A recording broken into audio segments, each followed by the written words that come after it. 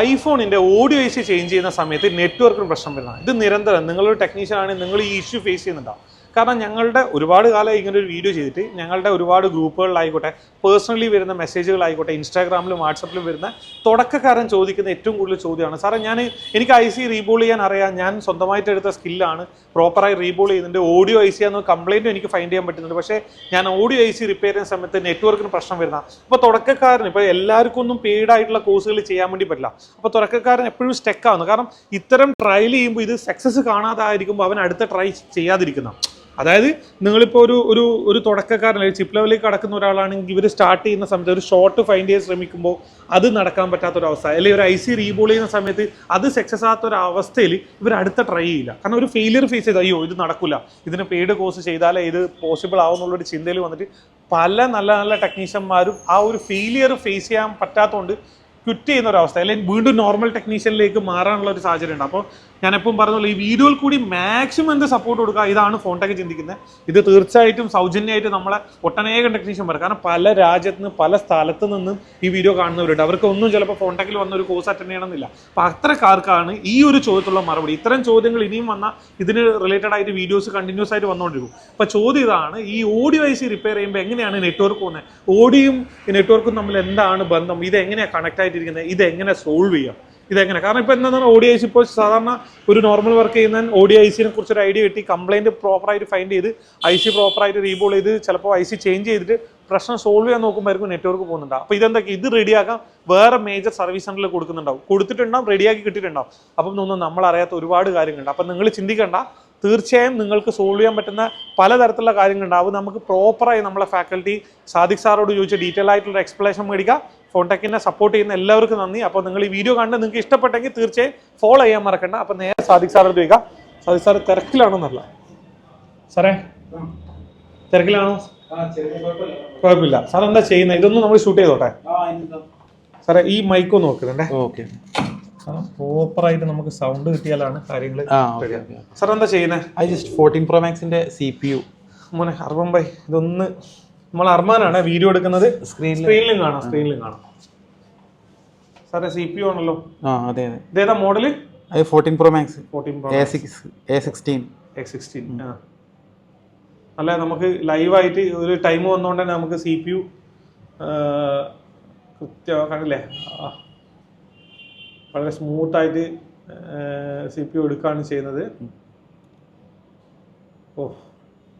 Okay സാറേ, ഒരു 10 minute സാറിൻ്റെ അടുത്ത് നമ്മൾ എടുക്കുകയാണ് ചെയ്യുന്നത്. സാറേ നമ്മളെ ഒരുപാട് ടെക്നീഷ്യന്മാർ, അതായത് നോർമൽ ടെക്നീഷ്യന്മാർ ഒരുപാട് പേരുണ്ട്.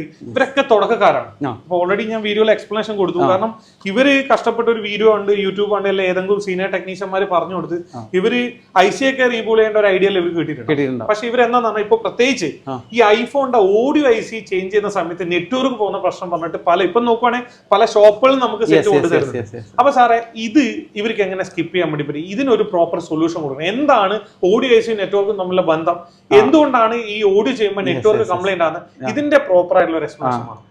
സാധാരണയായിട്ട് ഇത് വർഷങ്ങൾക്ക് മുന്നേ ഇറങ്ങിയ സൊല്യൂഷനാണ്. മാത്രമല്ല ഇത് സീനിയർ ടെക്നീഷ്യന്മാർ ഓൾറെഡി ചെയ്യുന്നതാണ്. ബേസിക് ആയിട്ട് ബിഗിനേഴ്സ് ആയിട്ടുള്ള ടെക്നീഷ്യന്മാർ ഈ യൂട്യൂബിലും മറ്റും നോക്കിയിട്ട് ഓഡിയോസ് ചെയ്യുന്ന സമയത്താണ് മെയിൻ ആയിട്ട് ഈ ഒരു പ്രോബ്ലം വരുന്നത്. പ്രോപ്പർ നോളജ് ഇല്ലാത്തതുകൊണ്ടാണ്. അപ്പൊ ആക്ച്വലി ഓഡിയോസ് ചെയ്യാൻ ടെക്നീഷ്യന്മാർക്ക് പ്രോപ്പറായിട്ട് അറിയാൻ പറ്റും. ഓഡിയോസ് ഊരും, ഏതാണോ ജമ്പർ ചെയ്യേണ്ടത് ആ ജമ്പർ ചെയ്യേണ്ട കണക്ഷൻ ജമ്പർ ചെയ്ത് തിരിച്ച് പ്രോപ്പറായിട്ട് ഇടും. പക്ഷെ കസ്റ്റമർ തന്ന സമയത്ത് ഓഡിയോസ് വർക്കാവാത്ത പ്രശ്നവും ഓഡിയോസി ചെയ്തതിന് ശേഷം നെറ്റ്വർക്ക് കിട്ടാത്ത പ്രശ്നമായിരിക്കും. അപ്പൊ ഈ പ്രശ്നത്തിൽ നമുക്ക് മെയിൻ ആയിട്ട് വരുന്നത് ഓഡിയോസി ചെയ്യുന്നതിന്റെ ഓഡിയോസിയുടെ നേരെ പുറകിൽ വശത്തായിട്ട് ബേസ് ബാൻഡ് CPU വരുന്നുണ്ട് ഐഫോൺ. എസ്പെഷ്യലി 7+ സീരീസിനാണ് ഈ ഒരു പ്രശ്നം കൂടുതലായിട്ട് വരുന്നത്.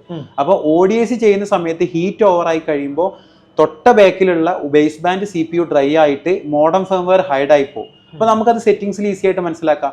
ഇപ്പൊ സാറിന് വേണമെങ്കിൽ ഒരു പിക്ചർ ഇതിന്റെ കൂടെ ആഡ് ചെയ്യാം. അതായത് സെറ്റിംഗ്സിൽ ജനറലി അബൌട്ടിൽ മോഡം ഫേംവെയർ എന്നുള്ള ഒരു ഏരിയ ഉണ്ട്. അപ്പോൾ അവിടെ ഒരു നമ്പർ കാണിക്കും. നിങ്ങൾക്ക് അവിടെ നമ്പർ ഒന്നും കാണുന്നില്ല, ഹൈഡ് ആയിട്ടാണ് കാണുന്നതെങ്കിൽ നിങ്ങൾക്ക് മനസ്സിലാക്കാം 100% ബേസ് ബാൻഡ് CPU ഡ്രൈ ആയതാണ്. സോ നമുക്ക് ആ ബേസ് ബാൻഡ് CPU എടുത്തിട്ട് റീവോൾ ചെയ്തിട്ടാൽ മതി.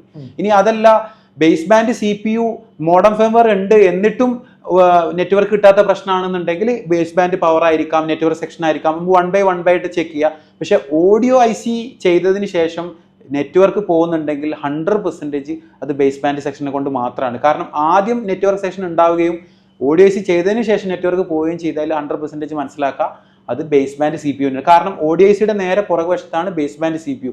ഇനി ഇത് ബേസ് ബാൻഡ് CPU ആണ് എന്നുള്ളത് നമുക്ക് കൺഫേം ആക്കാനാണ് സെറ്റിംഗ്സ് ജനറലിൽ പോയിട്ട് മോഡം ഫേംവെയർ ഹൈഡ് ആണോ അല്ലേ എന്നുള്ളത് നോക്കാൻ പറഞ്ഞു. സോ ഹൈഡ് ആണെന്ന് നിങ്ങൾക്ക് കണ്ടു കഴിഞ്ഞാൽ വേറെ ഒന്നും ചെയ്യേണ്ട, CPU കവർ ചെയ്തിട്ട് ബേസ് ബാൻഡ് ആ CPU-ലേക്ക് ഡയറക്ഷൻ കൊടുത്തിട്ട് തിരിച്ച് റിമൂവ് ചെയ്ത് റീബോൾ ചെയ്ത് തിരിച്ച് ഫിക്സ് ചെയ്യുക, പ്രിന്റ് പോവാണ്ട് സേഫ് ആയിട്ട്. തൊട്ട് മേലെയാണ് മെയിൻ CPU വരുന്നത്, അതിലേക്ക് ഹീറ്റ് പോവാത്ത രീതിയിൽ സ്പ്രെഡ് ചെയ്യുക.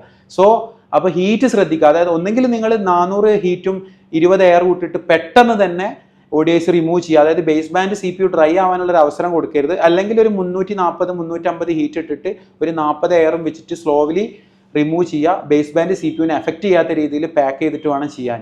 ഇനി എങ്ങാനും ODIC ചെയ്തിട്ട് നെറ്റ്വർക്ക് പോയി കഴിഞ്ഞാൽ തന്നെ നിങ്ങൾക്ക് ആ base band CPU just remove ചെയ്ത് റീബോൾ ചെയ്തിട്ടാൽ നിങ്ങളുടെ പ്രോബ്ലം 100% ആവും. മെയിനായിട്ട് ODIC റിമൂവ് ചെയ്തിട്ട് നെറ്റ്വർക്ക് പോകുമ്പോൾ സെർച്ചിങ് അല്ലെങ്കിൽ നോ സർവീസ് ആയിരിക്കും കാണിക്കുക. അപ്പോൾ മനസ്സിലാക്കേണ്ടത് സെറ്റിംഗ്സിൽ പോയിട്ട് നമ്മൾ അത് കൺഫേം ആക്കുക. അപ്പോൾ കൺഫേം ആക്കാനുള്ള ഒരു ഓപ്ഷൻ ഉണ്ട്. അപ്പോൾ അത് കൺഫേം ആക്കി കഴിഞ്ഞാൽ വളരെ ഈസിയാണ്. ബേസ് ബാൻഡ് ആണെന്ന് 100% മനസ്സിലാവും.